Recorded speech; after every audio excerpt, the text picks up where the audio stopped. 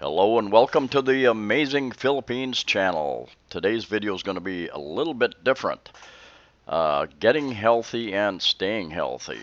Now, first of all, I don't have any degrees in medicine, nutrition, or a whole lot of other things. I don't play a doctor on television. Uh, all those good types of disclaimers. Anyway, I health has been a concern of mine and interest of mine throughout much of my life, and I continue to learn. And I have been doing some reading and researching and come across a lot of interesting information. Uh, some of you know some of this information already. Some of you probably know most of it or even more than I do. But I have some good reference material for many of you as has to do with health. We all have our own belief systems, whether it be health related, medical related, medicine related, religious related, whatever, customs related. And we have those belief systems. Some people are open to new ideas, like I am. Sometimes it becomes a bit confusing because you're open to so many new ideas, and there's so many ideas coming at you from so many different directions. We have the great internet now, but you'll find as you do research, for every opinion, one direction, you can find two opinions and advice in a different directions, and that goes for health and nutrition as well. For instance, uh, I recently had some coffee with a couple of expats here in Cebu City, Philippines, and I had mentioned this newfound information and how I'd changed my diet a little bit. One of the guys was a vegetarian, and he immediately uh, stated that I was so wrong. That vegetarianism is the only way to go. And for those of you with open minds, I come to you. For those of you who have closed minds and think there is only one way, then I probably will not have much influence on you. My goal was to get healthier and stay healthier, and at the same time lose about 10 pounds or so. And I can tell you that in the last 2 to 3 months, I have lost that 10 pounds without too much effort other than changing my diet. No more Dunkin' Donuts. Oh man, that was a tough one. Or very seldom donuts and that type of thing. But I occasionally still have a donut. I occasionally still have some of the things that aren't quite so good for me, and that's okay. Some people get very legalistic about some of these diets, and not me, but I am following through as best I can. I have also found that I eat less because I am less hungry. More of the time, I am less hungry, so I don't even want to eat. Hippocrates, often called the father of medicine or modern medicine, perhaps, and he is often quoted as saying that let your food be your medicine and your medicine be your food. Now, there's some controversy about whether he really said that, but if he didn't say it, it's his own fault because I told him to say it because I didn't want people blaming that saying on me. There is a tremendous amount of research and information coming out over the past few years and past few decades, even just the identification of different different vitamins, newer vitamins, phytochemicals, and all the different phytonutrients, all the different things, and how the body reacts with them, and how they react with diseases, those sorts of things. And they know a lot, but they don't know everything yet. And we each are individuals as well, so we don't all react exactly the same way. Uh, anyway, there's a ton of information out there. I'm going to give you some reference material later on.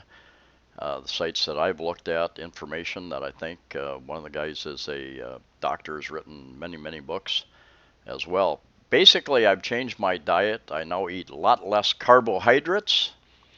Very rarely eat bread and other carbohydrates. I eat more healthy fats like avocados, a very healthy fat. I eat some salmon, and but I also, those people who say, "Oh, a high-fat, low-carb diet, you're missing out on so much nutrients." Well, you eat a lot of vegetables as well. You don't just eat healthy fats. Eggs, the egg yolk has a lot of good fat in it, so I eat a lot of eggs, particularly the egg yolk, and that helps. Exercise, anything from walking to jumping. I'll get more into that a little bit later. First of all, prebiotic fibers are like the soil for the good bacteria to grow in your digestive system. And there are many vegetables and fruits that can provide that. Green bananas, ripe bananas give you a lot of sugar. So for those of you trying to avoid the sugars, the green bananas, and I have grown accustomed to eating green bananas. Asparagus, garlic is very good in many, many, many different ways, even in fighting against cancer, is what I've read. And all your different cruciferous vegetables, your broccolis, your cauliflower, um, lots of different ways to get those prebiotic fibers.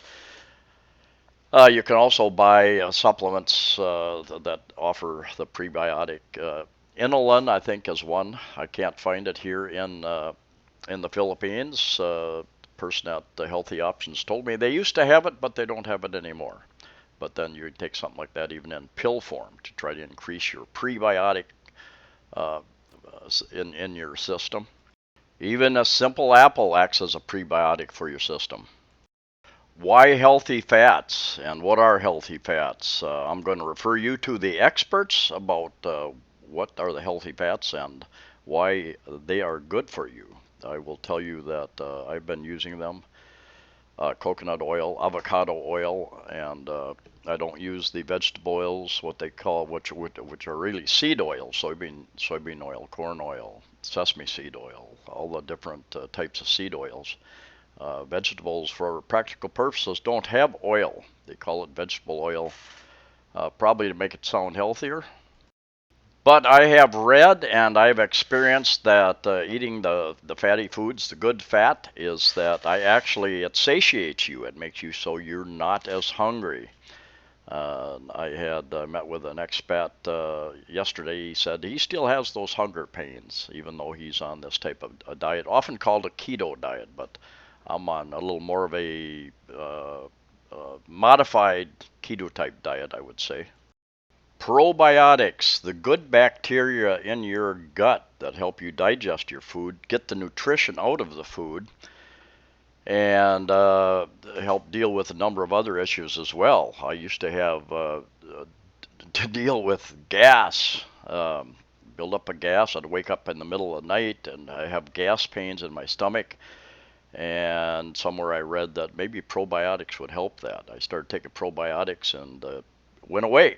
A friend pretty much had the same experience. Went to the doctor and they couldn't find anything wrong. They did all kinds of tests, and it probably was some sort of event like that. And he started taking probiotics and seemed to solve the issue.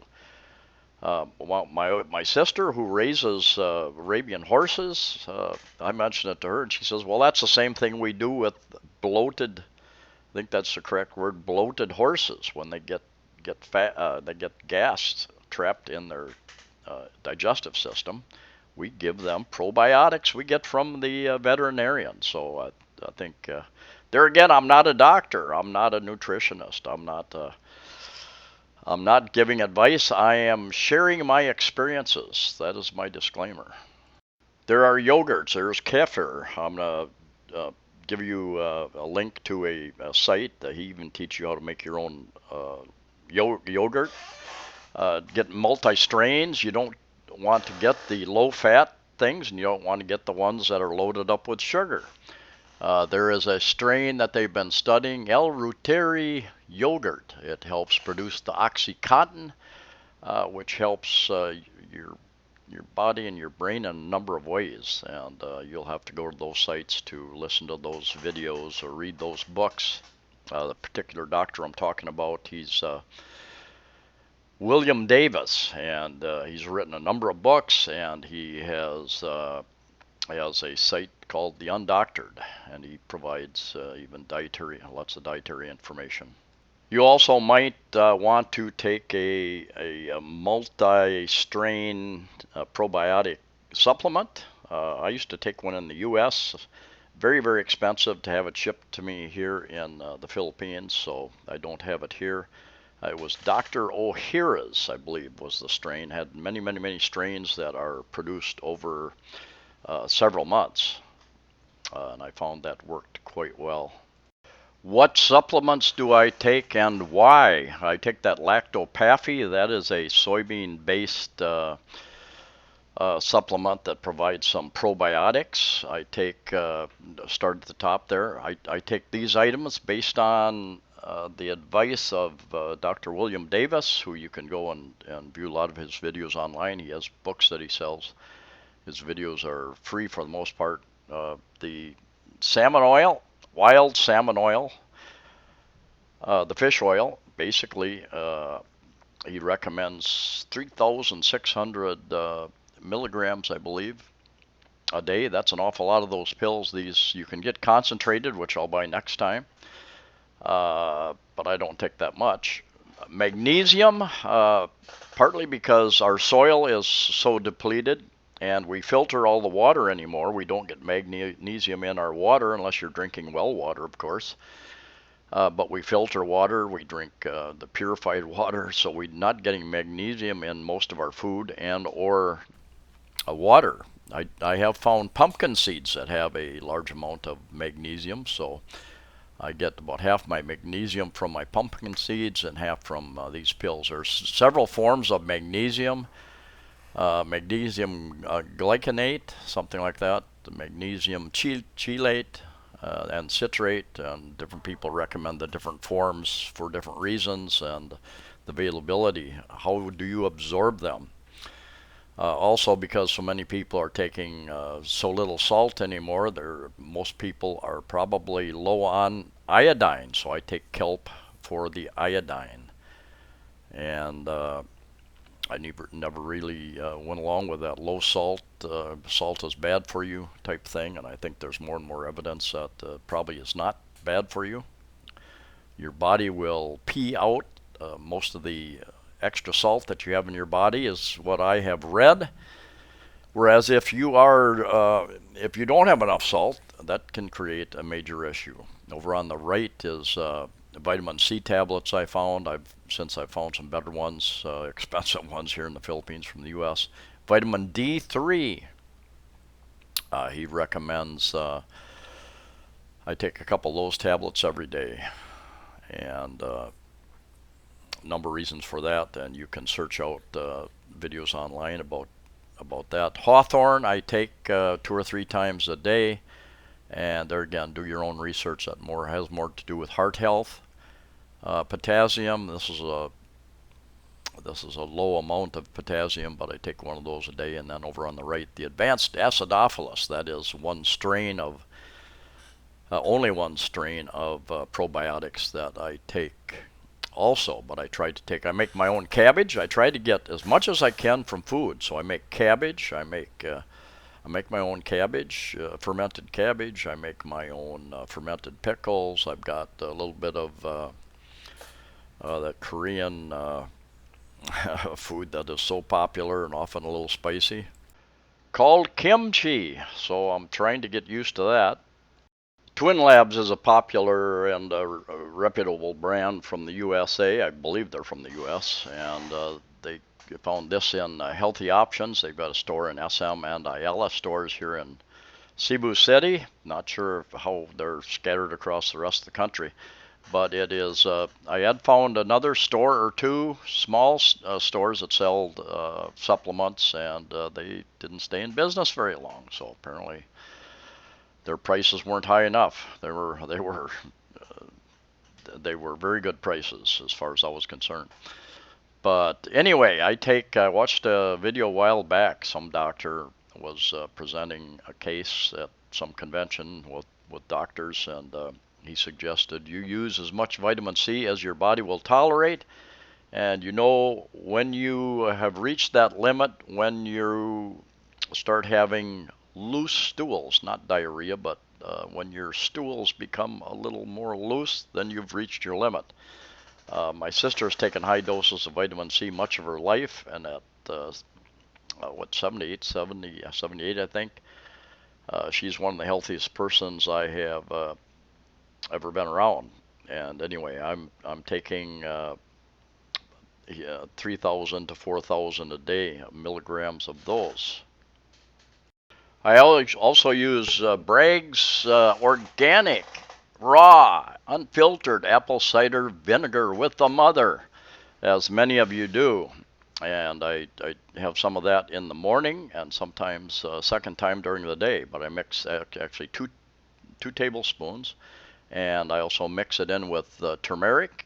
And turmeric, you either want to have like a teaspoon of healthy fat like coconut oil, or pepper. Put a dash of pepper in with your turmeric. Some of these mixes actually have pepperine in it because that helps your body absorb that. Otherwise, much of it goes right through you, is what I have read.